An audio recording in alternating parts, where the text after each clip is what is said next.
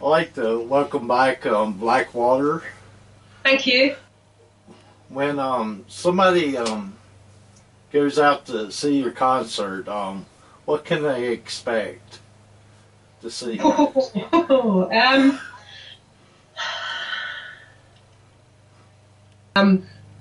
I suppose when we're supporting other bands, we have to take certain songs out of the set, and it's quite difficult sometimes to decide on what to take out because certain members like certain songs, and we've got to try and accommodate everyone. So what we end up doing is letting everyone in the band, if it's a 30-minute slot, we let everyone in the band pick a song each.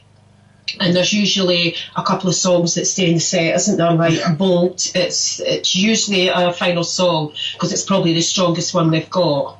And we utilise it in different ways with dynamics.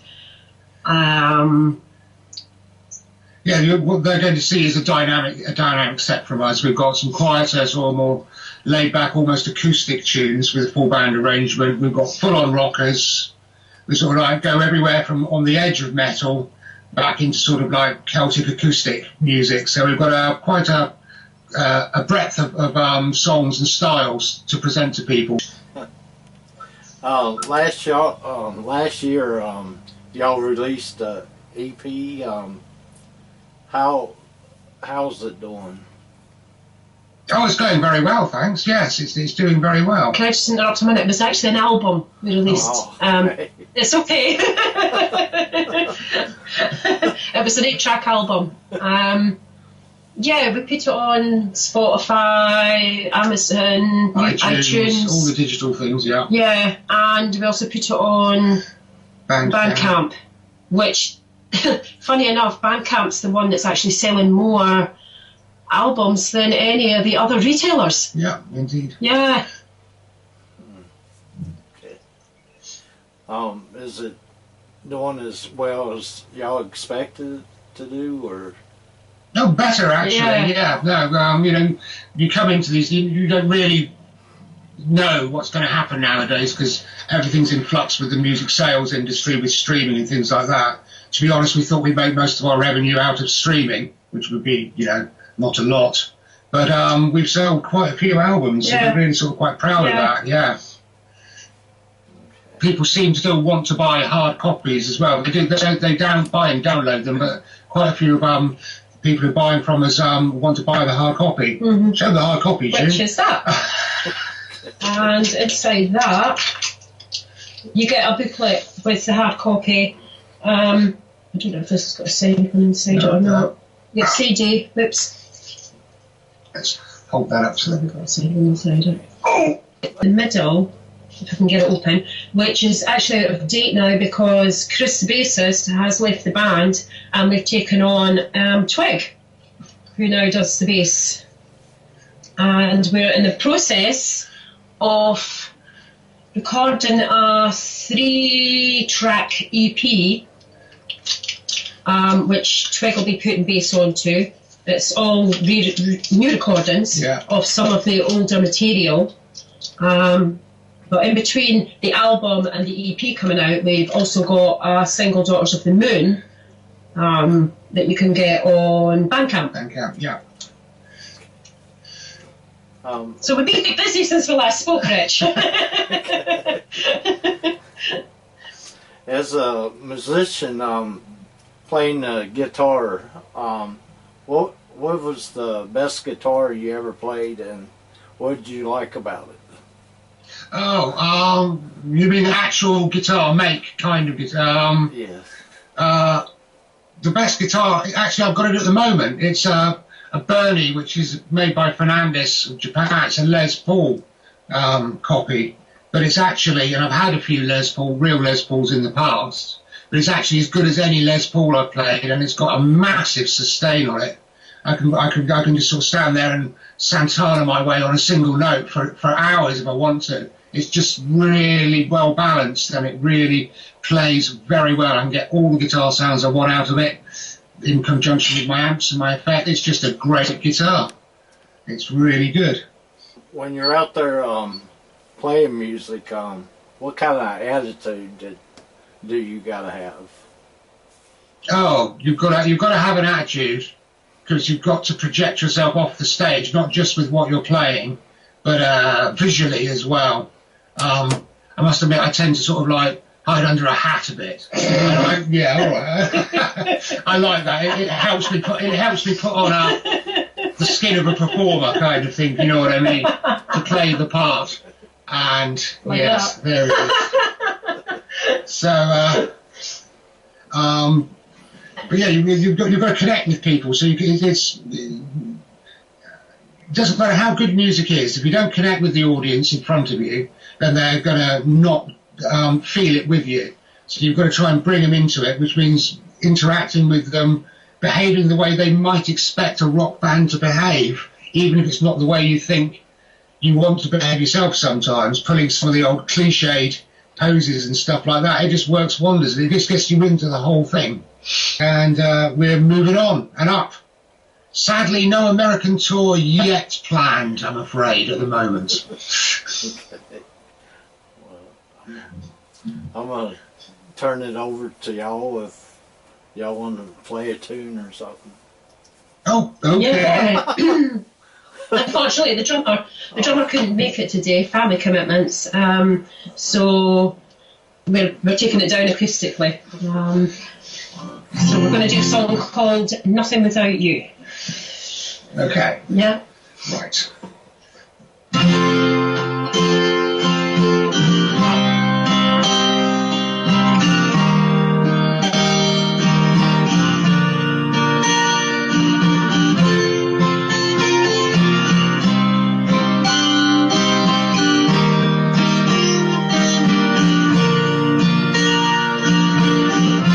Don't you think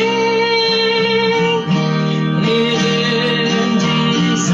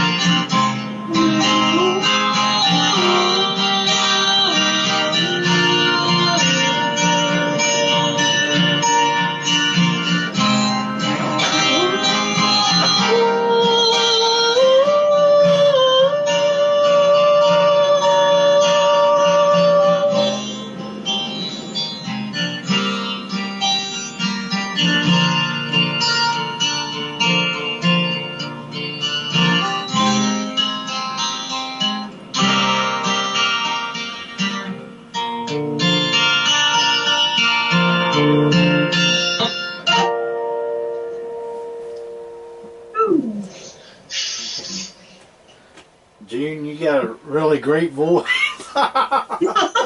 Thank you.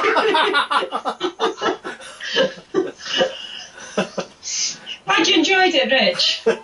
Yeah, it's different from the, watching the video and then seeing you sing in person. Yeah, yeah.